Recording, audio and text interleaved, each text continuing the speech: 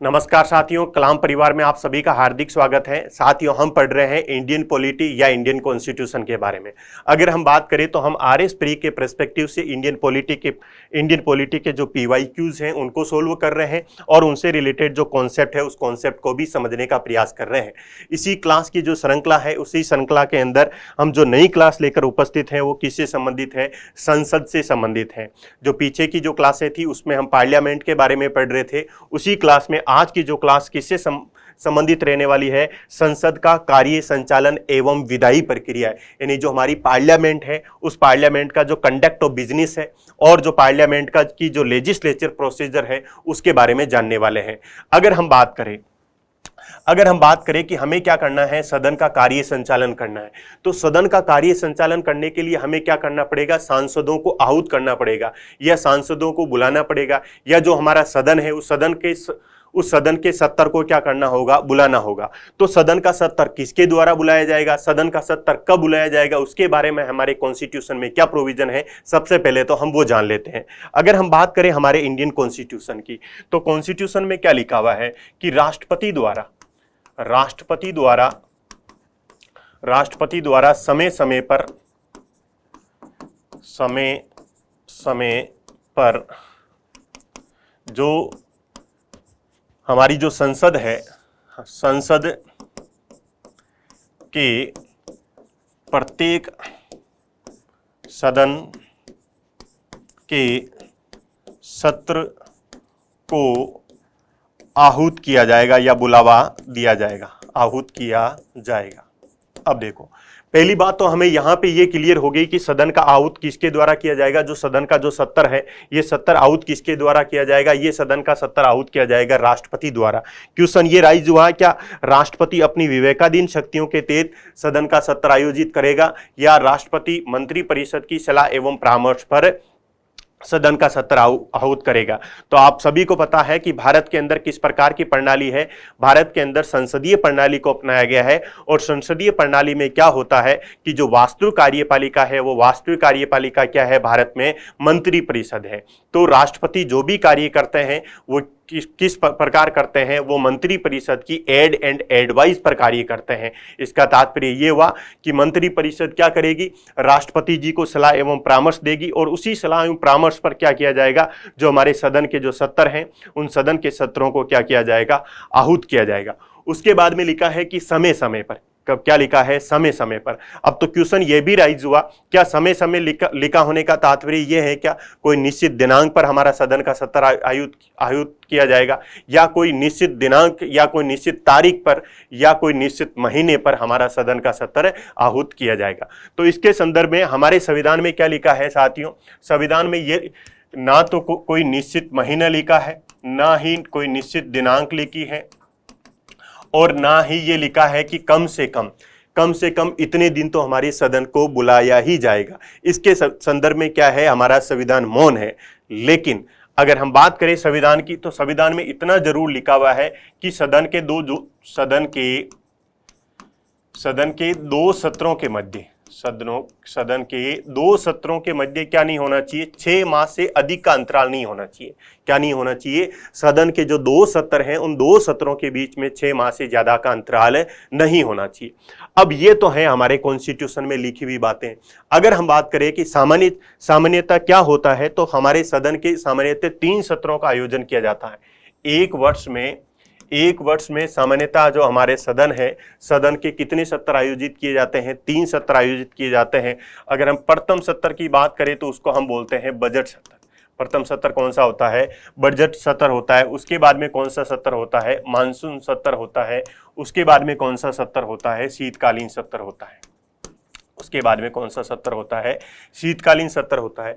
सबसे महत्वपूर्ण सत्र जो माना जाता है वो बजट सत्र माना जाता है, क्योंकि बजट सत्र में क्या होता है? राष्ट्रपति द्वारा वार्षिक वित्तीय विवरण, राष्ट्रपति द्वारा क्या रखा जाता है? बजट रखा जाता है, जिसका हमारे संविधान में जो शब्द से उल्लेख क्या है कि राष्ट्रपति द्वारा वार्षिक वित्तीय विवरण रखा जाता है। उसके बाद में मानसून सत्र, और उसके बाद में अगर सर्दियों के समय में जो सत्र होता है, जो नवंबर और दिसंबर के अंदर जो सत्र होगा वो कौन सा सत्र हो जाएगा? शीतकालीन सत्र हो जाएगा। उसके अलावा जैसे जुलाई अगस्त जुलाई, अगस्त और सितंबर में जो सत्र आयोजित होगा वो कौन सा सत्र हो जाएगा? मानसून सत्र हो जाएगा। उसके अलावा बजट सत्र कब होता है? फरवरी, मार्च, अप्रैल, मई में। तो ये हो जाएगा बजट सत्र। तो अगर हम बात करें तो हम बात कर रहे थे कि सदन का सत्र किसके द्वारा आहूत किया जाएगा? सदन का सत्र राष्ट्रपति द्वारा आहूत किया जाएगा, ताकि हम क्या कर सके? सदन की कार्यवाही का संचालन प्रारंभ कर सके। अब देखो, हमने क्या कर लिया है? सदन का सत्र बुला लिया है। अब सदन का सत्र बुलाने के बाद में क्या क्या समस्याएं आ सकती है, क्या क्या चुनौतियां आ सकती है, उससे संबंधित ही हमारा पहला क्वेश्चन है। जो पहला क्वेश्चन है, पहले तो उसकी लैंग्वेज को पढ़ते हैं कि क्वेश्चन में क्या लिखा हुआ है। क्वेश्चन नंबर 1 बोला गया है कि स्थगन एवं सत्रावसान के संदर्भ में निम्नलिखित कथनों पर आपको क्या करना है? विचार करना है कि स्थगन सिर्फ एक बैठक को समाप्त करता है, जबकि सत्रावसान लोकसभा विघटन से संबंधित है। उसके बाद में सेकंड जो स्टेटमेंट है उसमें क्या बोला गया है? स्थगन एवं सत्रावसान दोनों ही सदन के पीठासीन अधिकारी द्वारा किए जाते हैं। नंबर 3 में क्या लिखा है कि यद्यपि स्थगन से किसी विधेयक पर कोई प्रभाव नहीं पड़ता है, परंतु बचे हुए कामों के लिए अगली बैठक में नया नोटिस देना पड़ता है, जबकि सत्रावसान के कारण विधेयक या अन्य लंबित कार्य समाप्त माने जाते हैं। अब देखो, क्वेश्चन किससे रिलेटेड है? क्वेश्चन रिलेटेड है कि सदन का जब स्थगन होता है तो सदन का स्थगन का क्या तात्पर्य है? कि सदन का जो सत्रावसान होता है, यानी सत्र की जब समाप्ति होती है, उस सत्र के अवसान का क्या तात्पर्य है? और उसके बाद में जो सदन का लोकसभा का जो विघटन होता है, उस लोकसभा के विघटन से आप क्या समझते हैं? उसके बाद में ये पूछा गया है कि ये किनके द्वारा किया जाता है? ये जो सदन का जो स्थगन किया जाता है, या सदन का जो सत्रावसान किया जाता है, या जो सदन का विघटन किया जाता है, ये किनके द्वारा किया जाता है?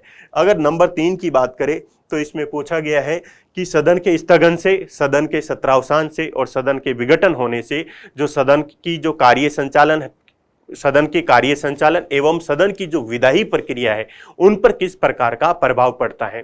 तो उसके लिए हम क्या करते हैं कि सदन के स्थगन के बारे में, सत्रावसान के बारे में और विघटन के बारे में जान लेते हैं। अब देखो, स्थगन का क्या तात्पर्य है? सदन का स्थगन, सत्रावसान और लोकसभा का विघटन। अब देखो, सबसे पहले तो हम स्थगन के बारे में जानते हैं कि ये क्या होता है। स्थगन में क्या होता है कि जो सदन की जो बैठक होती है, उस बैठक की समाप्ति होती है। बैठक की समाप्ति होती है, इसमें सत्र की समाप्ति नहीं होती है। स्थगन में क्या होता है? बैठक की समाप्ति होती है, इसके अंदर सत्र की समाप्ति नहीं होती है। इस बैठक की समाप्ति कब कब हो सकती है? एक तो क्या होता है, अगर हम लोकसभा की बात करते हैं तो लोकसभा में क्या होता है कि साथियों 11 से 12 बजे तक क्या होता है? 11 से 12 बजे तक चलता है प्रश्नकाल, और उसके बाद में 12 से 1 बजे तक क्या चलता है? 12 से 1 बजे तक चलता है शून्यकाल, और उसके बाद में क्या होता है? 1 से 2 बजे तक, 1 से 2 बजे तक क्या रहता है? लंच टाइम रहता है। तो इसका तात्पर्य है कि लोकसभा 1 से 2 बजे तक के लिए क्या हो गया है? स्थगित हो गया है, स्थगन हो गया है। तो इसका तात्पर्य है कि जो सदन है, उस सदन की दैनिक प्रक्रिया में भी स्थगन का प्रोविजन होता है। इसके अलावा कब इसको स्थगित किया जा सकता है? जब मान लीजिए जो सदन के जो सदस्य हैं, उन सदन के सदस्यों द्वारा क्या किया जाए? सदस्यों के द्वारा दुर्व्यवहार किया जाए। सदस्यों के द्वारा क्या किया जाए साथियों? दुर्व्यवहार किया जाए। तो उस कंडीशन में भी क्या किया जा सकता है? सदन का स्थगन किया जा सकता है। अगला क्वेश्चन ये उठा कि ये सदन का जो स्थगन किया जाएगा, ये स्थगन किसके द्वारा किया जाएगा? तो ये सदन का जो स्थगन किया जाता है, ये स्थगन किया जाता है जो सदन के जो पीठासीन अधिकारी होते हैं, जो पीठासीन अधिकारी होते हैं उनके द्वारा। अगर हम बात करें कि लोकसभा के अंदर अगर सदन का स्थगन करना है तो ये किसके द्वारा किया जाएगा? लोकसभा अध्यक्ष के द्वारा किया जाएगा। अगर राज्यसभा में सदन का स्थगन करना है तो राज्यसभा में ये स्थगन किसके द्वारा किया जाएगा? जो राज्यसभा के जो सभापति है उनके द्वारा किया जाएगा। उसी प्रकार से अगर बात करें राज्य की विधायिका में, तो जो विधानसभा है, विधानसभा के अंदर अगर स्थगन करना है तो वो स्थगन किसके द्वारा किया जाएगा? विधानसभा के अध्यक्ष के द्वारा किया जाएगा। कहने का तात्पर्य है कि उस सदन के अंदर जो पीठासीन अधिकारी जो बैठे हुए हैं, केवल उन्हीं के द्वारा क्या किया जा सकता है? सदन का स्थगन किया जा सकता है। कब किया जा सकता है?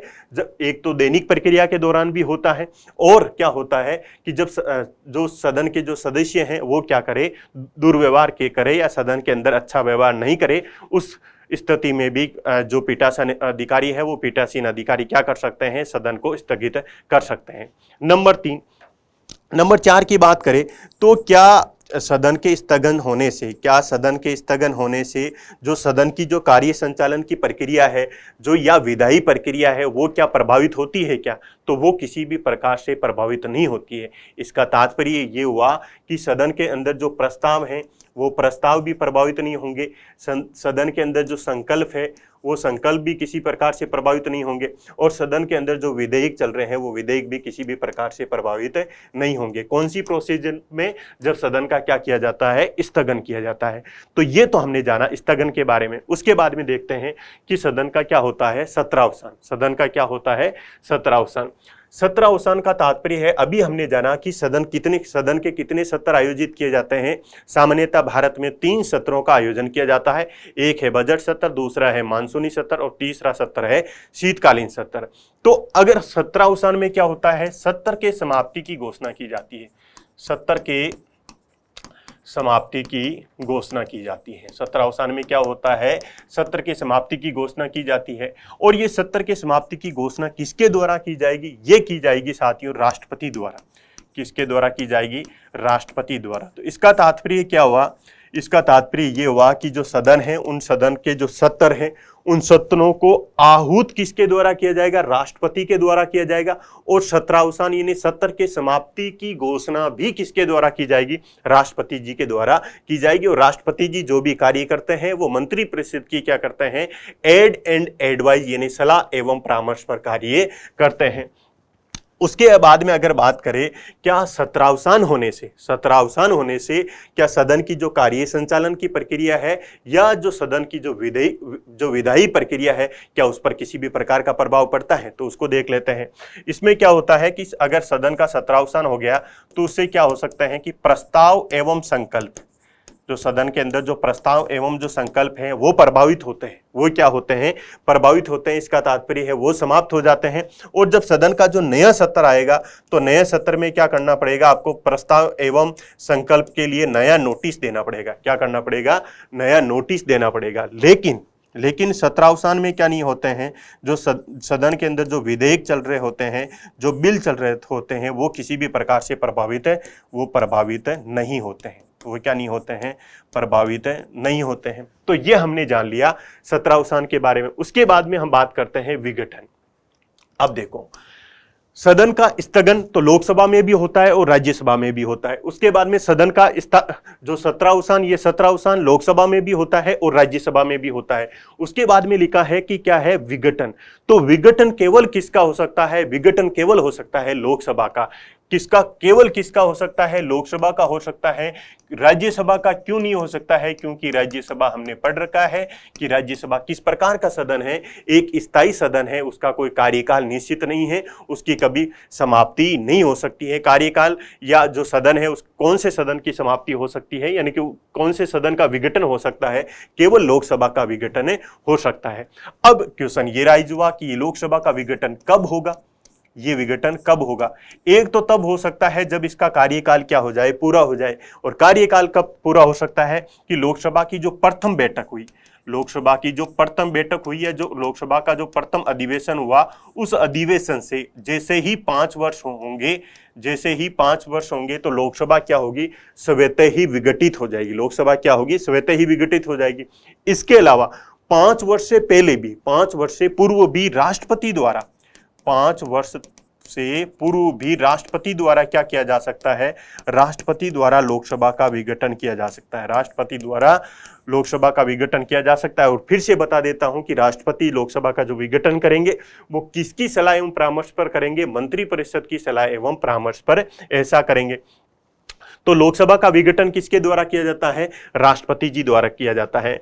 और जब विघटन की बात करते हैं तो लोकसभा के विघटन होने पर लोकसभा के विघटन होने पर प्रस्ताव तो वैसे ही समाप्त हो जाएंगे। उसके अलावा संकल्प भी क्या हो जाएंगे? समाप्त हो जाएंगे। और विधेयक भी क्या होंगे? प्रभावित होंगे। विधेयक भी क्या होंगे? इसमें तो प्रभावित नहीं हो रहे थे, लेकिन इसमें प्रभावित होंगे। अब कैसे प्रभावित होंगे? हम दूसरे वाला जो क्वेश्चन है उसमें देखेंगे कि विधेयक किस प्रकार से प्रभावित होंगे।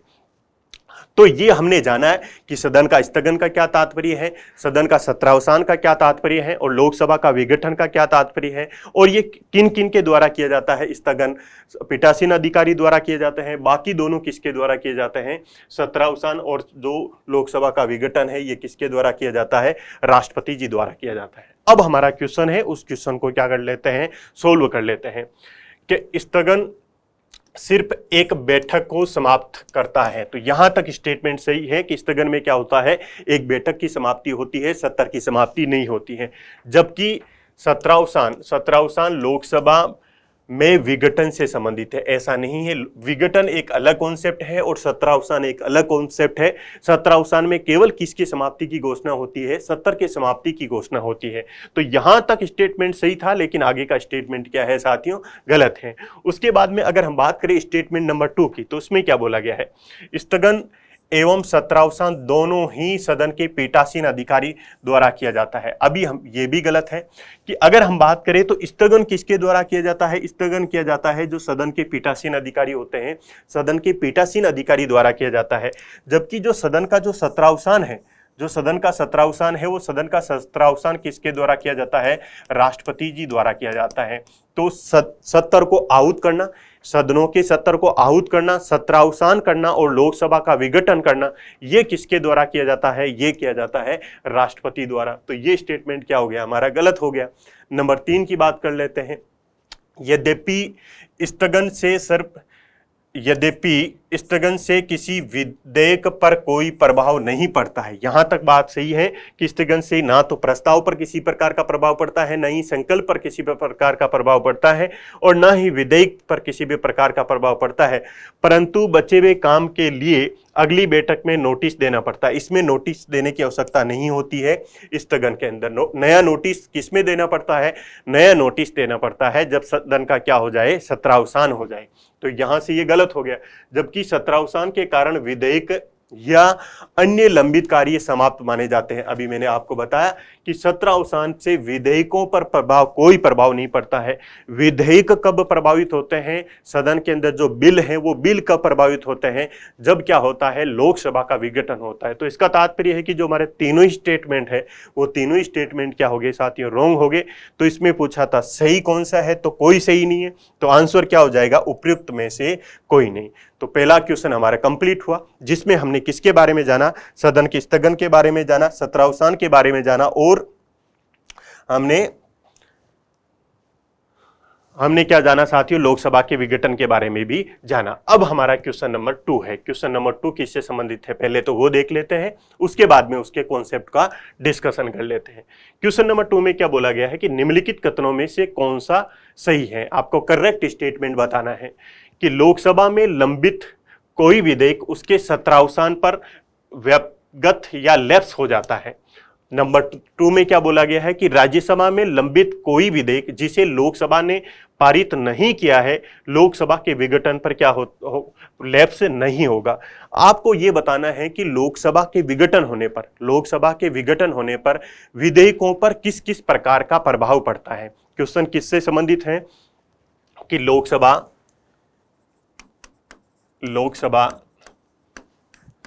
के विघटन से विधेयक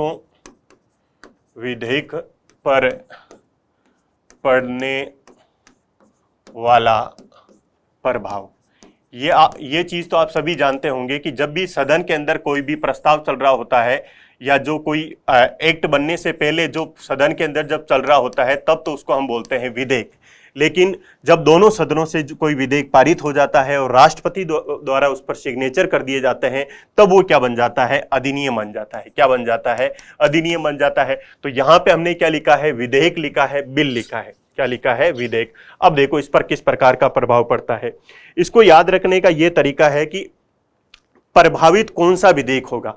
प्रभावित वह विधेयक होगा जिसने किसको छू लिया है, लोकसभा को छू लिया है। किसको छू लिया है, लोकसभा को छू लिया है।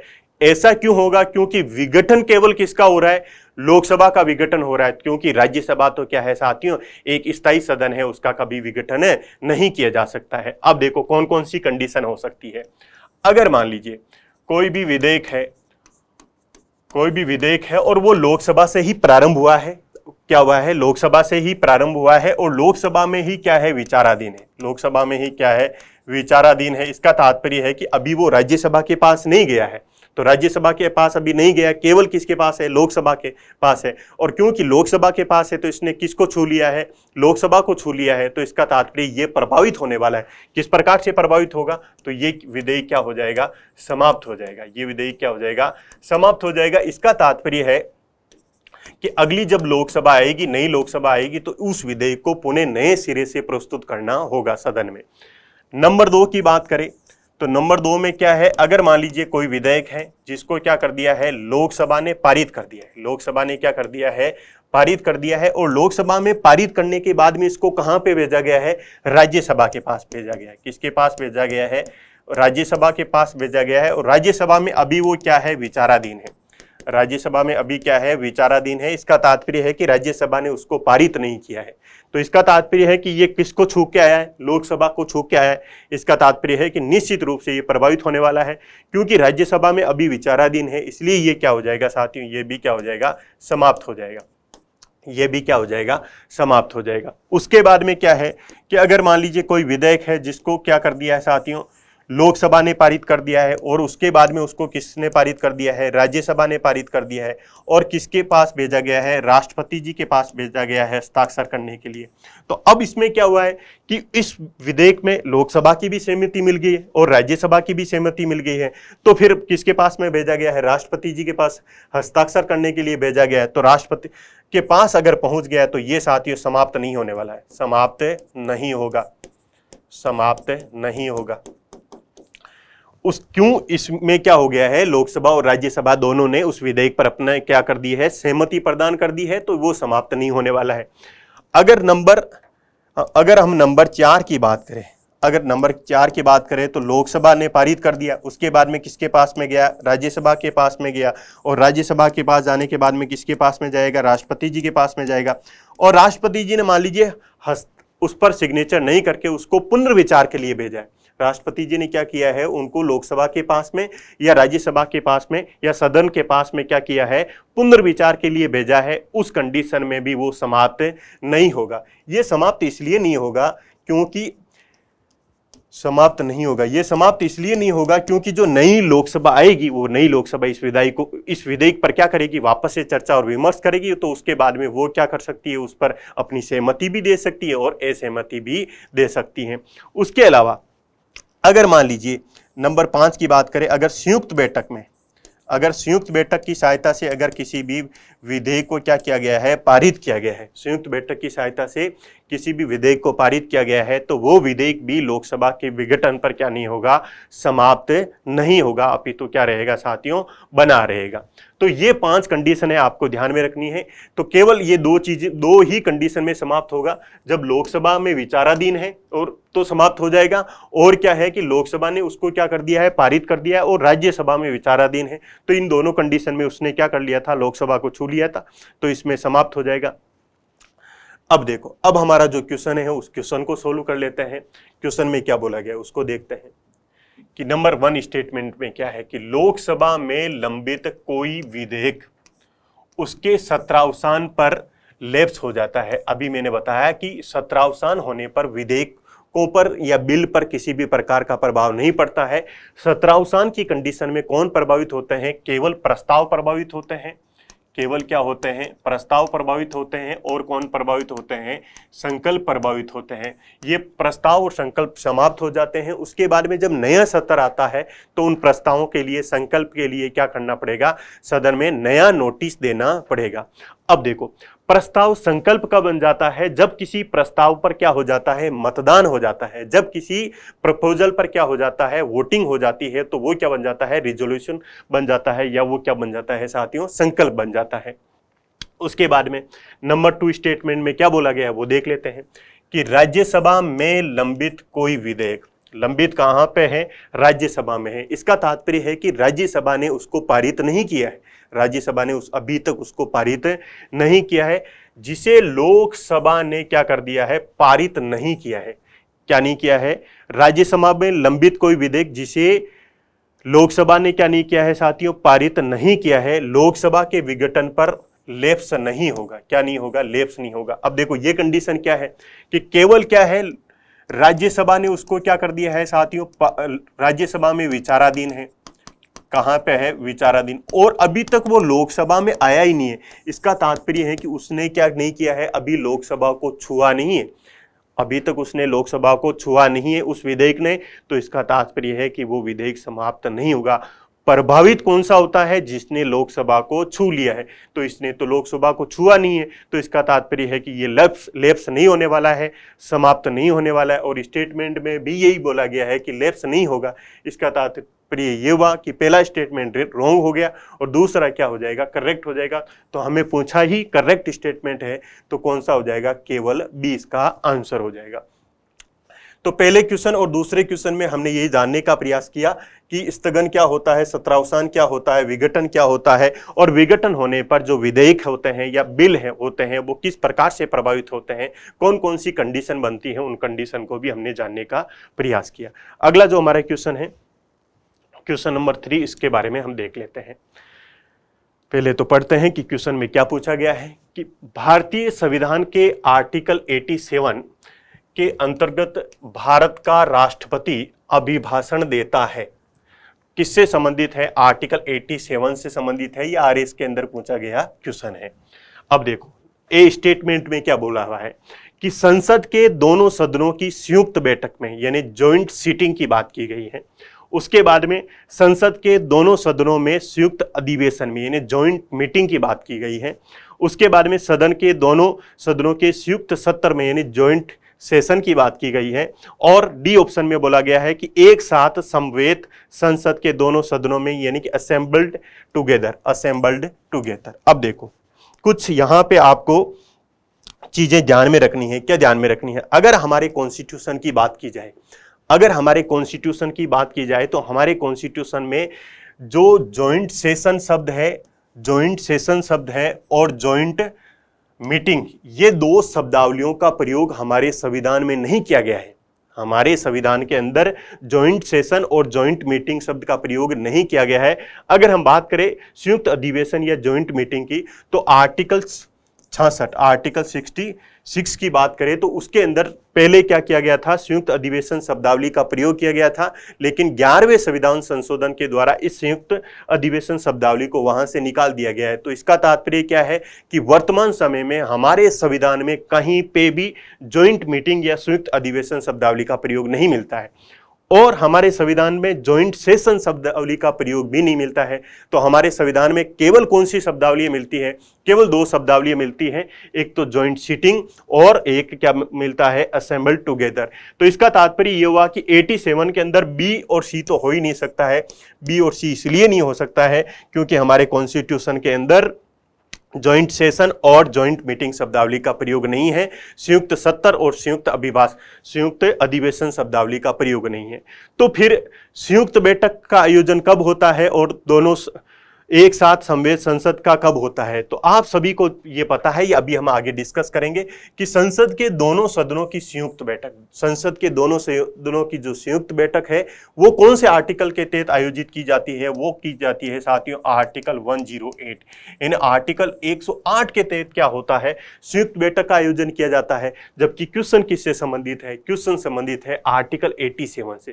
क्वेश्चन किससे रिलेटेड है, क्वेश्चन है आर्टिकल 87 से। इसका तात्पर्य ये भी हमारा जब गलत हो गया, क्योंकि ये तो 108 में है, तो हमारा करेक्ट आंसर कौन सा हो गया, करेक्ट आंसर हमारा डी हो गया कि एक साथ समवेत जो संसद के दोनों सदनों को असेंबल्ड टुगेदर, उनको किसके तहत क्या किया जाता है, अभिभाषण दिया जाता है, आर्टिकल 87 के तहत दिया जाता है। अब हम क्या करते हैं, थोड़ा आर्टिकल 87 के बारे में आपको और ज्यादा इंफॉर्मेशन दे देते हैं। आर्टिकल 87, अब देखो होता क्या है कि साथियों, जैसे ही जो प्रत्येक वर्ष जो हमारा सदन है, उस सदन का जो प्रथम सत्र आयोजित किया जाता है, तो प्रत्येक वर्ष जो सदन का प्रथम सत्र आयोजित किया जाता है, प्रथम सत्र कौन सा आयोजित किया जाता है, बजट सत्र। प्रत्येक वर्ष सदन का जो प्रथम सत्र या बजट सत्र आयोजित किया जाता है, उस बजट सत्र में संविधान में क्या लिखा है, प्रथम सत्र। बजट सत्र तो हमने शब्दावली का प्रयोग किया है। तो प्रत्येक वर्ष में जो सदन का जो प्रथम सत्र होगा, और उसके अलावा क्या है कि जब नई लोकसभा का जब गठन होके आएगी, नई लोकसभा का गठन होगा, उस समय नई लोकसभा का जब गठन हुआ, और मान लीजिए नई लोकसभा का गठन हुआ जुलाई के टाइम के लगभग, तो उस टाइम में जो सत्र आयोजित किया जाएगा, कौन सा सत्र होगा? मानसून सत्र। यानी कि एक तो क्या होगा, प्रत्येक वर्ष का जो प्रथम सत्र होगा, और एक नई लोकसभा के गठन होने के बाद में जो प्रथम सत्र आयोजित किया जाएगा, इन दोनों स्थितियों में क्या किया जाएगा? राष्ट्रपति जी द्वारा, राष्ट्रपति क्या करेंगे? इन दोनों स्थितियों में राष्ट्रपति द्वारा लोकसभा और राज्यसभा दोनों को क्या करेंगे? समवेत सदन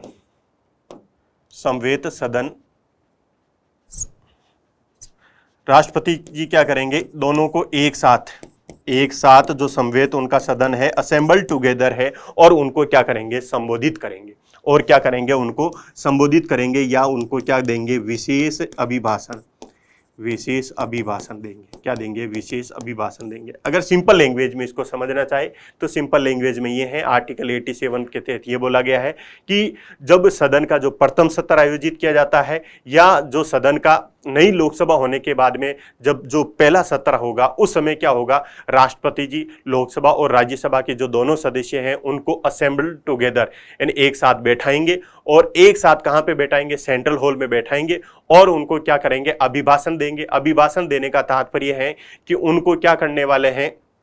जो सरकार की नीतियां हैं, उन सरकार की नीतियों के बारे में परिचर्चा रखेंगे, और सरकार की नीतियों के बारे में बताएंगे कि सरकार ने पिछले वर्ष में क्या किया है, और सरकार आगे जाके क्या क्या करने वाली है। उसके बाद में क्या होगा? तो ये एक साथ असेंबल्ड कहाँ पे होंगे? सेंट्रल हॉल में होंगे।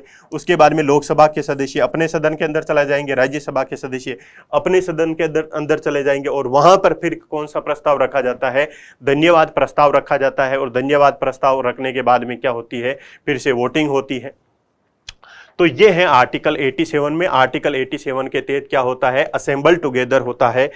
तो असेंबल टुगेदर, तो ये आप ध्यान में रखिए, आर्टिकल 73 में एक साथ समवेत संसद के दोनों सदनों को क्या किया जाता है? आर्टिकल 87 के तहत क्या किया जाता है? संबोधित किया जाता है। अब बढ़ते हैं हम अगले क्वेश्चन की तरफ।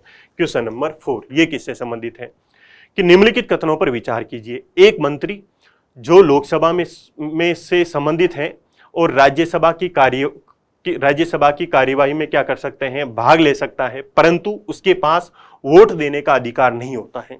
नंबर 2 स्टेटमेंट में क्या बोला गया? एक मंत्री जो किसी भी सदन का सदस्य नहीं है, दोनों सदनों की कार्यवाही में भाग ले सकते हैं, परंतु केवल लोकसभा में ही वोट दे सकते हैं। अब देखो, इसको सोल्व करते हैं। यह क्वेश्चन संबंधित है कि भारत के अंदर जो मंत्री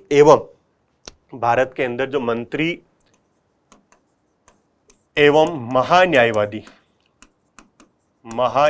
यानी अटॉर्नी जनरल, महान्यायवादी को संसद में कौन से अधिकार मिलते हैं? संसद में अधिकार, हमारी जो पार्लियामेंट है उस पार्लियामेंट में उनको किस प्रकार के अधिकार मिलते हैं, उससे संबंधित ये क्वेश्चन है। अब देखो क्या है कि मंत्री और महान्यायवादी का तात्पर्य होता है जो भारत सरकार का जो वकील होता है, उस भारत सरकार के वकील को हम क्या बोलते हैं? महान्यायवादी बोलते हैं। इनको क्या अधिकार प्राप्त है? अगर हम बात करें आर्टिकल 88 के तहत, आर्टिकल 88 के तहत इनको ये अधिकार प्राप्त है। क्या अधिकार प्राप्त है? कि ये संसद यानी कि जो हमारा संसद है, संसद के जो दोनों सदन है या प्रत्येक सदन बोल सकते हो, या किसी भी सदन में क्या ले सकते हैं? भाग ले सकते हैं और बोल सकते हैं। इसके अलावा जो सदन की जो संयुक्त बैठक होती है, यानी जो जॉइंट सीटिंग होती है, उस जॉइंट सीटिंग में भी क्या कर सकते हैं? भाग ले सकते हैं और बोल सकते हैं। उसके अलावा अगर संसद की कोई समिति है और उस समिति का क्या है, ये मंत्री या महान्यायवादी क्या है, सदस्य के रूप में अगर नॉमिनेट किए गए हैं, तो उस कंडीशन में भी वो क्या कर सकते हैं? उस समिति के अंदर भाग ले सकते हैं और बोल सकते हैं। क्या कर सकते हैं? ये भाग ले सकते हैं और बोल सकते हैं। इनकी कार्यवाही में क्या कर सकते हैं? भाग ले सकते हैं और बोल सकते हैं। लेकिन बात आई वोटिंग की यानी मतदान का प्रयोग करने की। मतदान का प्रयोग करने की। तो महान्यायवादी तो ना तो लोकसभा में अपना वोट दे सकते हैं और ना ही राज्यसभा में वोट दे सकते हैं और ना ही संसद की किसी भी समिति के अंदर अपना वोट दे सकते हैं। ये तो किसके लिए कंडीशन अप्लाई है? महान्यायवादी के लिए। लेकिन अगर हम बात करते हैं मंत्री भाग तो क्या कर सकते हैं? दोनों सदनों के अंदर ले सकते हैं, यानी कि मंत्री लोकसभा में भी भाग ले सकते हैं और राज्यसभा में भी भाग ले सकते हैं और बोल भी दोनों ही सदनों में सकते हैं, यानी लोकसभा में भी बोल सकते हैं और राज्यसभा में भी बोल सकते हैं। लेकिन अपने वोट का प्रयोग कहां करेंगे? अपने वोट का प्रयोग उस सदन में करेंगे जिस सदन के क्या है वो सदस्य हैं। अगर मान लीजिए कोई मंत्री क्या है, मंत्री मान लीजिए राज्यसभा का सदस्य है, कोई मंत्री क्या है साथियों? राज्यसभा का सदस्य है, तो वो भाग कहां ले सकता है? वो लोकसभा में भी भाग ले सकता है और राज्यसभा में भी भाग ले सकता है। वो बोल कहां सकता है? अपनी विचार एवं अभिव्यक्ति की स्वतंत्रता का कहां प्रयोग कर सकता है? लोकसभा में भी प्रयोग कर सकता है और राज्यसभा में भी ही प्रयोग कर सकता है। लेकिन क्योंकि ये मंत्री किसका है? राज्यसभा का सदस्य है, तो वोटिंग राइट इसको केवल कहां पे होगा? केवल राज्यसभा में ही होगा। तो ये आपको चीजें आपको ध्यान में रखनी है कि मंत्री एवं महान्यायवादी को कौन कौन से अधिकार प्राप्त हैं हमारी संसद के अंदर। अब देखते हैं, अब क्वेश्चन को देखते हैं। एक मंत्री जो लोकसभा से संबंधित है, अब लोकसभा से संबंधित है इसका तात्पर्य क्या है कि वो मतदान का प्रयोग कहां पे करेगा? मतदान का प्रयोग कहां पे करेगा? केवल लोकसभा में करेगा, राज्यसभा में अपने मतदान का प्रयोग नहीं कर सकता है। जबकि एक मंत्री है, इसका तात्पर्य वो बोल और भाग कहां ले सकता है? लोकसभा में भी भाग ले सकता है और राज्यसभा में भी वो भाग ले सकता है। से संबंधित है, राज्यसभा की कार्यवाही में क्या कर सकता है? भाग ले सकता है। सही है, राज्यसभा की कार्यवाही में क्या कर सकता है? भाग ले सकता है, परंतु उसके पास वोट देने का अधिकार नहीं होगा, यानी कि राज्यसभा में उसे वोट देने का अधिकार नहीं होगा। ये स्टेटमेंट करेक्ट है। उसे वोट देने का अधिकार कहां पे होगा? केवल लोकसभा में ही होगा, क्योंकि वो किसका सदस्य है? वो लोकसभा का सदस्य है। उसके बाद में नंबर 2 स्टेटमेंट में क्या बोला गया है कि एक मंत्री जो किसी भी सदन का सदस्य नहीं है, भारत के संविधान में ये प्रोविजन है कि अगर मान लीजिए अगर कोई व्यक्ति किसी भी सदन का क्या नहीं है? सदस्य नहीं है, तो उस व्यक्ति को क्या किया जा सकता है? 6 माह के लिए, कितने माह के लिए? 6 माह के लिए क्या किया जा सकता है? मंत्री के रूप में नियुक्त किया जा सकता है राष्ट्रपति जी के द्वारा। लेकिन कंडीशन अप्लाई है कि 6 माह के भीतर उनको क्या करना होगा? सदन के किसी भी सदन की क्या करनी पड़ेगी? उसको सदस्यता ग्रहण करनी पड़ेगी, ऐसा कॉन्स्टिट्यूशनल प्रोविजन है। तो अगर मान लीजिए ऐसा कोई व्यक्ति है जिसको क्या कर दिया है? मंत्री के रूप में नियुक्त कर दिया है, लेकिन अभी वो ना तो लोकसभा का सदस्य है और ना ही राज्यसभा का सदस्य है, तो इसका तात्पर्य क्या हुआ कि वो भाग तो दोनों सदनों में ले सकता है, बोल भी दोनों सदनों में सकता है, लेकिन वो मतदान का प्रयोग किसी भी सदन में नहीं करेगा। क्यों? क्योंकि अभी तक वो किसी भी सदन का सदस्य नहीं है। तो आगे क्या बोला गया है कि दोनों सदनों की कार्यवाही में भाग ले सकता है, परंतु केवल लोकसभा में ही अपना वोट दे सकता है। ऐसा नहीं है, क्योंकि वो किसी भी सदन के सदस्य नहीं है। अगर किसी भी सदन के सदस्य नहीं है तो वो किसी भी सदन में अपना वोटिंग राइट का प्रयोग नहीं कर सकते हैं। तो ये क्या हो जाएगा? गलत हो जाएगा और पहला क्या हो जाएगा? करेक्ट हो जाएगा। तो हमारा करेक्ट आंसर क्या हो जाएगा साथियों?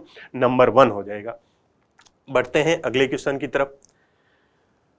अब देखो, निम्नलिखित में से कौन संसद के दोनों सदनों की संयुक्त बैठक यानी जॉइंट सीटिंग की अध्यक्षता करेगा? यह है कि जो हमारी जॉइंट सीटिंग होती है उसकी अध्यक्षता किसके द्वारा की जाएगी? अगला क्वेश्चन किससे संबंधित है? जब संसद के दोनों सदनों की संयुक्त बैठक यानी जॉइंट सीटिंग में कोई विधेयक निर्दिष्ट रेफर किया जाता है तो किसके द्वारा पारित किया जाता है, यानी कि उसमें जो मेजोरिटी होती है या बहुमत होता है, वो बहुमत किस प्रकार का होना चाहिए?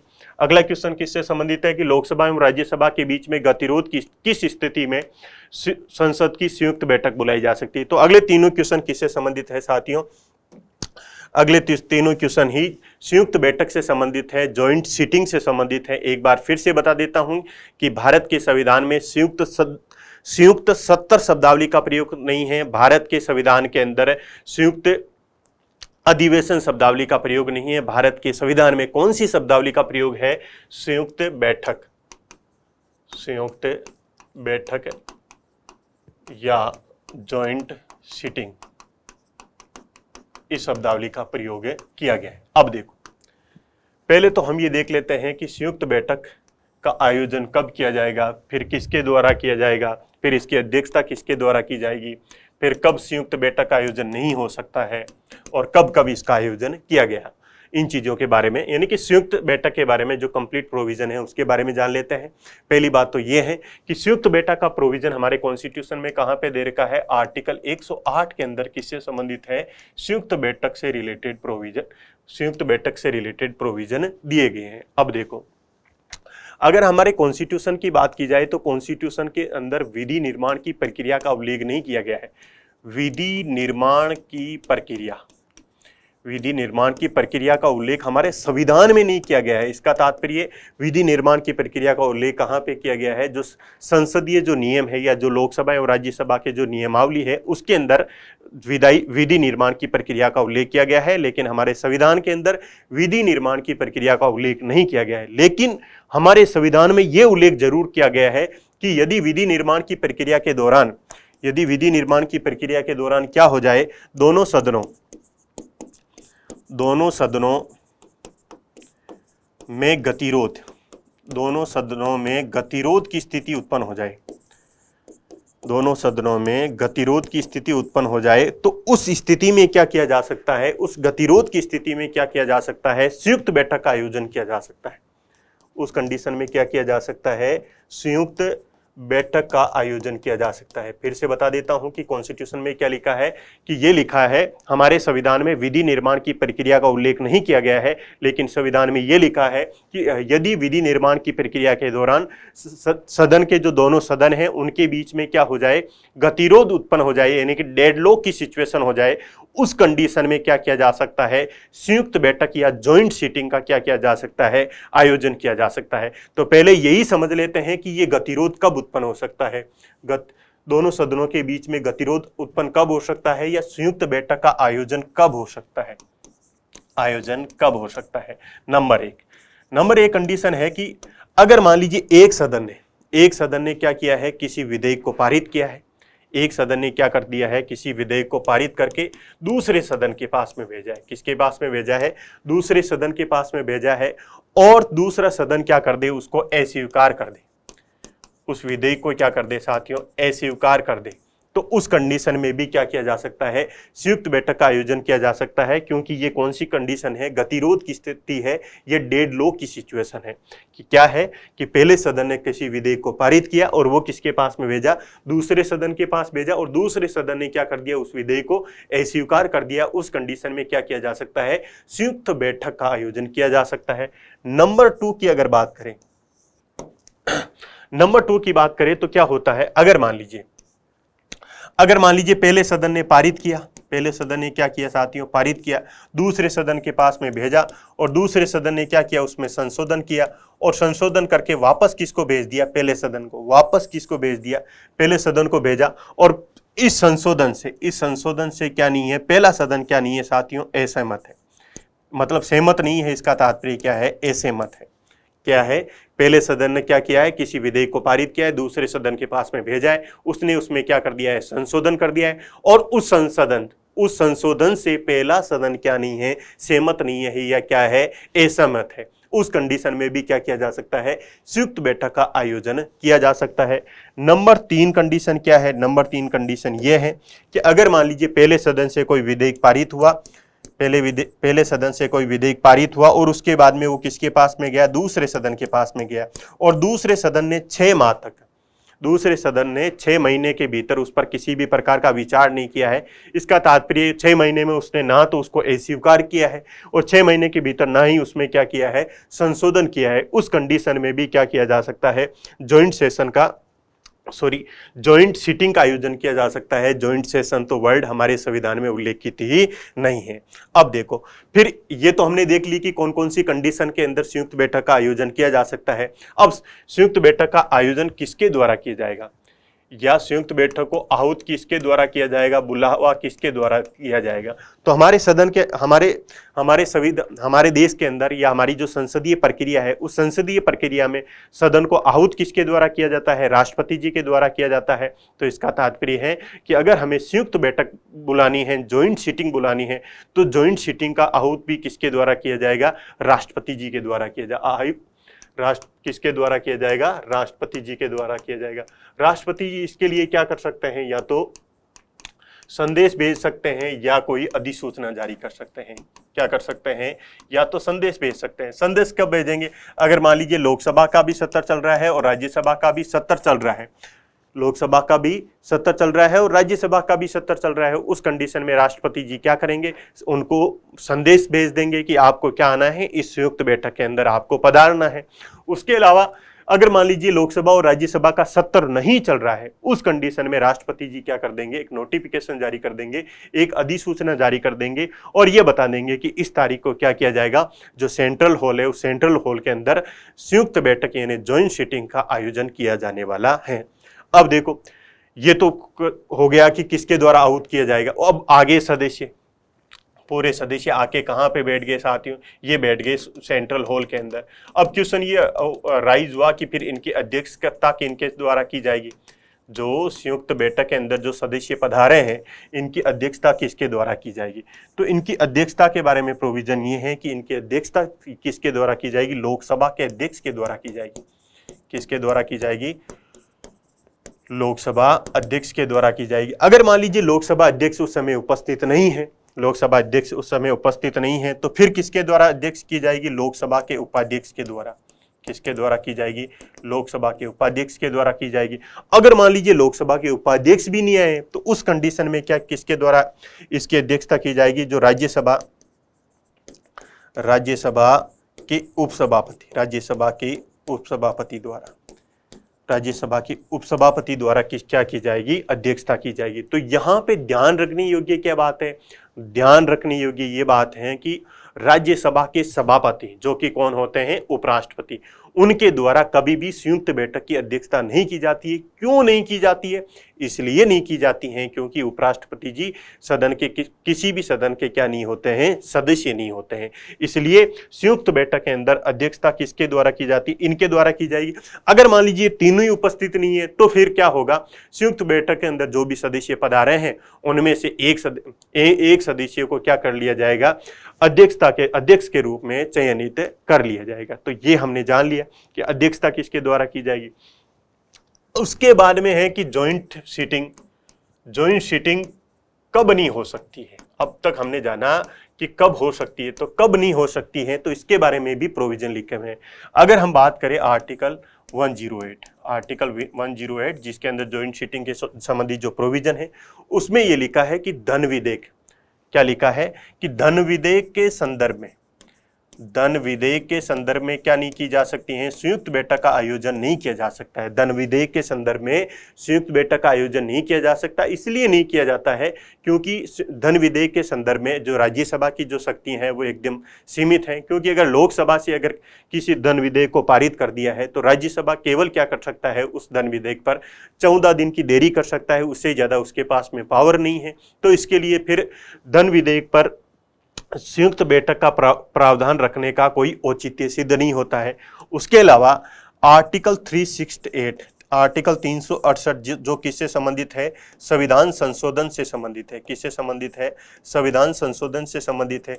तो इसमें यह लिखा है कि अगर आपको देश के संविधान में अगर किसी भी प्रकार का संशोधन करना है, यानी कि संविधान संशोधन करना है, तो उसके लिए जो विधेयक है वो दोनों सदनों से क्या होना चाहिए, अलग अलग पारित होना चाहिए। दोनों सदनों से अलग अलग पारित होना चाहिए। इसका तात्पर्य ये हो गया कि उसके लिए यानी संविधान संशोधन के लिए हम क्या नहीं कर सकते हैं, संविधान संशोधन के लिए हम संयुक्त बैठक का आयोजन नहीं कर सकते हैं, संयुक्त बैठक का आयोजन नहीं कर सकते हैं। तो ये हमने जान लिया है कि कब इसका आयोजन नहीं किया जाएगा। तो एक चीज ये भी जान लेते हैं कि इनका संयुक्त बैठक का आयोजन अब तक कब कब किया गया। तो संयुक्त बैठक का आयोजन अब तक 3 बार किया जा चुका है। एक प्रथम बार आयोजन किया गया था साथियों 1961 में, जब कौन सा बिल आया था, दहेज विरोधी बिल। अधिनियम जो बाद में पारित हो गया तो एक्ट बन गया। अब देखो, जो 1961 की बात की जाए तो उस समय क्या था साथियों, भारत के अंदर लोकसभा की बात की जाए और राज्यसभा की बात की जाए तो लोकसभा और राज्यसभा में दोनों में किसका बहुमत था? इंडियन नेशनल कांग्रेस का था। इसमें दोनों में किसका बहुमत था? इंडियन नेशनल कांग्रेस का था। इसका तात्पर्य है कि दोनों सदनों में एक ही पार्टी का बहुमत होने के बावजूद भी कौन सी बैठक का आयोजन किया गया? संयुक्त बैठक का आयोजन किया गया। तो ये दर्शाता है कि उस समय भारत की जो संसदीय प्रणाली थी या जो संसद की जो प्रक्रिया थी उसमें चर्चा और विमर्श का स्तर किस लेवल का था कि सेम पार्टी के होने के बावजूद भी उनमें क्या नहीं बन पा रही थी? सहमति नहीं बन पा रही थी। तो उस समय क्या हुआ साथियों कि दहेज विरोधी बिल में क्या है कि दहेज की परिभाषा को लेकर लोकसभा और राज्यसभा के जो सदस्य थे उनमें मतभेद था। उसके लिए क्या किया गया? फिर संयुक्त बैठक का आयोजन किया गया और संयुक्त बैठक में ये क्या हो गया था? पारित हो गया था। उसके बाद में अगर बात करें 1978 की, उसमें था बैंकिंग सेवा आयोग, सर्विसेज कमीशन। बैंकिंग सर्विसेज का जो कमीशन था उसका जो अधिनियम है तो 1978 में क्या था साथियों? अगर हम बात करें लोकसभा तो लोकसभा में किसका बहुमत आ गया था? लोकसभा के अंदर जनता पार्टी का बहुमत आ गया था। लेकिन राज्यसभा में अभी भी किसका बहुमत था? इंडियन नेशनल कांग्रेस का बहुमत था।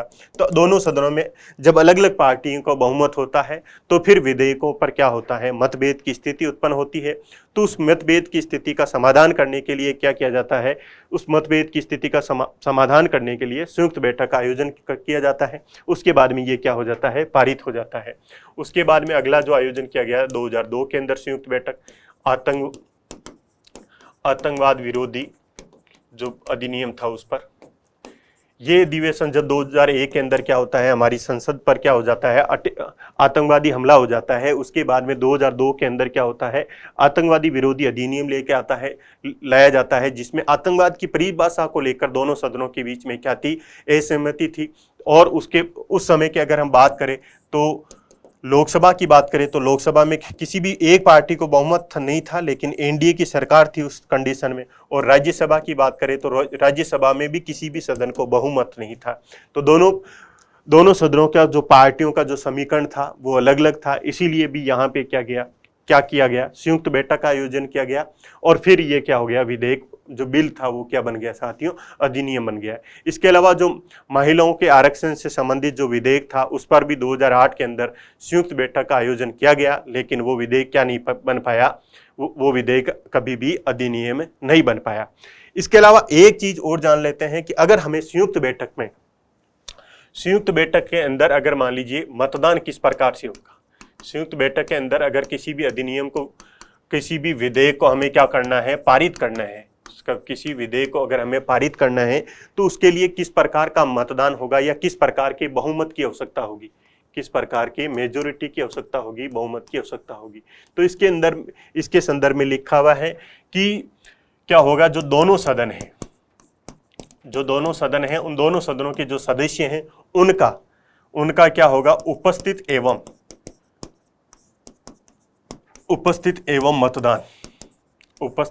मतदान करने वाले सदस्यों के बहुमत से क्या होगा? कि सदस्यों के बहुमत से क्या हो जाना चाहिए? पारित हो जाना चाहिए। कैसे पारित हो जाने चाहिए वो देख लेते हैं।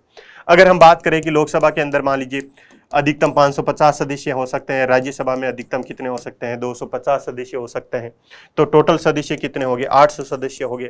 और अगर मान लीजिए संयुक्त बैठक का आयोजन किया गया और संयुक्त बैठक में कितने सांसद पधारे? 600 सांसद पधारे। अब क्या है? उपस्थित एवं मतदान करने वाले, संयुक्त बैठक के अंदर दोनों सदनों के जो उपस्थित एवं मतदान करने वाले जो सदस्य हैं इसकी मेजोरिटी होनी चाहिए, यानी कि इन 600 सदस्यों का बहुमत होना चाहिए। तो 600 सदस्यों का बहुमत क्या होगा? 300 प्लस 1, यानी 301 सदस्य अगर क्या करेंगे?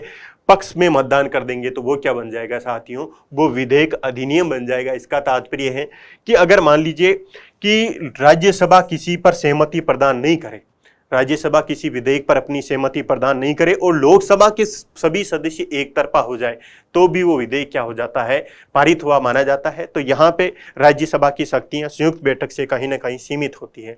अब संयुक्त बैठक से संबंधित जो हमारे क्वेश्चन है, 3 क्वेश्चन, उन क्वेश्चनों को भी हम क्या कर लेते हैं? सोल्व कर लेते हैं। क्वेश्चन नंबर 5 देखते हैं सबसे पहले कि निम्नलिखित में से संसद के दोनों सदनों की जो संयुक्त बैठक है उसकी अध्यक्षता किसके द्वारा की जाती है। अभी मैंने बताया कि जो सदन के जो दोनों सदनों की जो संयुक्त बैठक होती है, नंबर फर्स्ट में सबसे पहले अध्यक्षता किसके द्वारा की जाएगी, लोकसभा के अध्यक्ष के द्वारा की जाएगी। अगर लोकसभा के अध्यक्ष नहीं है तो किसके द्वारा की जाएगी, लोकसभा के उपाध्यक्ष के द्वारा की जाएगी। और लोकसभा के उपाध्यक्ष भी नहीं है तो राज्यसभा के उपसभापति द्वारा क्या की जाएगी, संयुक्त बैठक की अध्यक्षता की जाएगी। तो अगर बात करें जो 2002 के अंदर जो आतंकवाद विरोधी जो अधिनियम था, तो उसमें जो अध्यक्षता की गई थी वो किसके द्वारा की गई थी, लोकसभा के उपाध्यक्ष के द्वारा की गई थी। बाकी जो दोनों संयुक्त बैठकें हुई थी उसमें किसके द्वारा की गई थी, लोकसभा के अध्यक्ष के द्वारा जो बैठक है उस बैठक की अध्यक्षता की गई थी। तो ये तो सिंपल क्वेश्चन है। अगला क्वेश्चन देखते हैं कि जब संसद के दोनों सदनों की संयुक्त बैठक में कोई विधेयक रेफर किया जाता है तो इसे किसके द्वारा पारित किया जाना है, यानी किस बहुमत से पारित किया जाना चाहिए। तो अभी मैंने बताया आपको कि दोनों सदनों के उपस्थित एवं मतदान करने वाले जो सदस्य हैं उन सदस्यों का क्या होना चाहिए, सिंपल मेजोरिटी होनी चाहिए, साधारण बहुमत होना चाहिए। यानी कि 800 में से अगर 600 सदस्य हैं तो 600 सदस्यों का क्या बहुमत हो जाएगा, 301 सदस्य अगर पक्ष में मतदान कर दे तो वो क्या हो जाएगा, पारित हो जाएगा। तो कौन सा ऑप्शन हो जाएगा, हमारा ए ऑप्शन हो जाएगा। फिर भी देख लेते हैं गलत कौन से है। उपस्थित एवं मतदान करने वाले सदस्यों के 3/4 बहुमत यानी 3/4। हमारे संविधान में कहीं पे भी 3/4 बहुमत की बात नहीं की गई है। हमारा जो पूरा कॉन्स्टिट्यूशन की बात की जाए और उसमें कहीं पे भी अगर मेजोरिटी की आवश्यकता होती है तो 3/4 बहुमत की आवश्यकता कहीं पे नहीं होती है। उसके बाद में सदनों का पूर्ण बहुमत यानी कि जो इफेक्टिव मेजोरिटी होती है, इफेक्टिव मेजोरिटी के बारे में मैंने आपको बताया था। जब सदन के जो पीठासीन अधिकारी है, सदन के जो पीठासीन अधिकारियों को हटाने से संबंधित जो बहुमत होता है वो कौन सा बहुमत होता है, पूर्ण बहुमत या इफेक्टिव मेजोरिटी बोलते हैं। इस पूर्ण बहुमत में क्या होता है कि जो उपस्थित सदस्य होते हैं, जो कुल सदस्य होते हैं उनमें से जो रिक्त सीटें निकाली जाती है और उसके बाद में जो शेष सदस्य होते हैं उनका बहुमत होना चाहिए। उसके बाद में सदनों का 2/3 बहुमत। तो 2/3 बहुमत में भी दो प्रकार का बहुमत चलता है। कुल सदस्यों का 2/3 बहुमत। तो कुल सदस्यों का 2/3 बहुमत की आवश्यकता तो तब होती है जब हम राष्ट्रपति के विरुद्ध क्या लेके आते हैं, महाभियोग लेके आते हैं। राष्ट्रपति जी को हटाने के लिए जब महाभियोग की जब प्रक्रिया चलती है तो उसमें कुल सदस्यों के 2/3 बहुमत की आवश्यकता होती है। जबकि उपस्थित एवं मतदान करने वाले जो सदस्य हैं, उपस्थित एवं मतदान करने वाले जो सदस्य हैं उनके 2/3 बहुमत की आवश्यकता कब होती है, उनके बहुमत की आवश्यकता होती है आर्टिकल 249 के संदर्भ में और आर्टिकल 312 के संदर्भ में। आर्टिकल 249 में क्या होता है कि राज्यसभा अपने उपस्थित एवं मतदान करने वाले जो सदस्य हैं उसके 2/3 बहुमत से क्या कर सकती है, किसी भी राज्य सूची के विषय को राष्ट्रीय महत्व का विषय घोषित कर सकती है। किसी भी राज्य सूची के विषय को क्या कर सकती है, राष्ट्रीय महत्व के विषय घोषित कर सकती है। आर्टिकल 312 किससे संबंधित है, अखिल भारतीय सेवाओं के सर्जन से संबंधित है। तो राज्यसभा क्या कर सकती है, अपने उपस्थित एवं मतदान करने वाले जो सदस्य हैं उसके 2/3 बहुमत से ये बता सकती है कि भारत में इस प्रकार की नई अखिल सेवाओं के सर्जन करने की आवश्यकता है। उसके बाद में क्या होता है, उसके बाद में दोनों सदन सिंपल मेजोरिटी से क्या कर सकते हैं, नई अखिल भारतीय सेवाओं का सर्जन भी कर सकते हैं। अब अगला क्वेश्चन की ओर चलते हैं। अगला क्वेश्चन किससे संबंधित है कि लोकसभा और राज्यसभा के बीच में गतिरोध, यानी कि लोकसभा और राज्यसभा के बीच में जो डेडलॉक की सिचुएशन बनती है, गतिरोध की स्थिति बनती है, कि स्थिति में किन स्थितियों में संसद की संयुक्त बैठक बुलाई जा सकती है, ज्वाइंट सीटिंग बुलाई जा सकती है, आर्टिकल 108 के तहत। अब देखो, साधारण विधि निर्माण को पारित करने की स्थिति में, तो साधारण विधि निर्माण को पारित करने के संदर्भ में अभी हमने देखा क्या किया जा सकता है, संयुक्त बैठक का आयोजन किया जा सकता है। उसके बाद में अगर हम बात करें कि धन विधेयक को पारित करने की स्थिति में, तो मैंने आपको बताया कि आर्टिकल 108 में ही लिखा हुआ है कि धन विधेयक के लिए आप क्या नहीं कर सकते हो, मनी बिल के लिए आप क्या नहीं कर सकते हो, ज्वाइंट सीटिंग का आयोजन नहीं कर सकते हो। उसके बाद में संविधान संशोधन विधेयक को पारित करने की स्थिति में तो मैंने कहा कि आर्टिकल 368 में ये लिखा है कि जो संविधान संशोधन जो विधेयक है उसको अगर आपको अधिनियम बनाना है या संविधान संशोधन विधेयक को पारित करना है तो उसके लिए आपको क्या करना होगा, दोनों सदनों से क्या करना होगा, 2/3 बहुमत से उसको क्या करना होगा, पारित करना होगा। उसके बाद में ही वो क्या बन सकता है, उसके बाद में ही नया एक संविधान संशोधन हो सकता है। तो इन दोनों के लिए हम क्या नहीं कर सकते हैं, जॉइंट सिटिंग का आयोजन नहीं कर सकते हैं। तो केवल कौन सा हमारा आंसर करेक्ट हो जाएगा, केवल हमारा ए आंसर करेक्ट हो जाएगा। तो इस प्रकार से साथियों आज की क्लास में अगर हम बात करें तो हमने प्रारंभ किया था कि सदन का जो कार्य संचालन है। तो सदन के कार्य संचालन में हमने ये देखा कि सदन का कार्य संचालन के लिए जो सदन की बैठक है उस बैठक का आयोजन किसके द्वारा किया जाएगा। उसके बाद में अगर बैठक चलते चलते उसमें क्या प्रॉब्लम हो सकती है, इसमें प्रॉब्लम ये हो सकती है कि सदन को कभी भी स्थगित किया जा सकता है, सदन का सत्रावसान भी किया जा सकता है, लोकसभा का विघटन भी किया जा सकता है। उसके बाद में हमने ये देखा कि अगर कोई भी विधायी प्रक्रिया है तो विधायी प्रक्रिया के अंदर अगर लोकसभा एवं राज्यसभा के बीच में अगर किसी भी प्रकार का गतिरोध उत्पन्न होता है तो उस गतिरोध के समाधान के लिए क्या कर सकते हैं, ज्वाइंट सिटिंग यानी संयुक्त बैठक का आयोजन किया जा सकता है। और ये संयुक्त बैठक का आयोजन कौन से आर्टिकल के तहत है, संयुक्त बैठक का तो प्रोविजन है आर्टिकल 108 के तहत है। और असेंबल टुगेदर ये कहां पे प्रोविजन है, आर्टिकल 87 के अंदर प्रोविजन है। तो आज की क्लास में इतना ही। तो आप सभी का बहुत बहुत धन्यवाद। फिर से मिलते हैं एक नई क्लास के साथ में।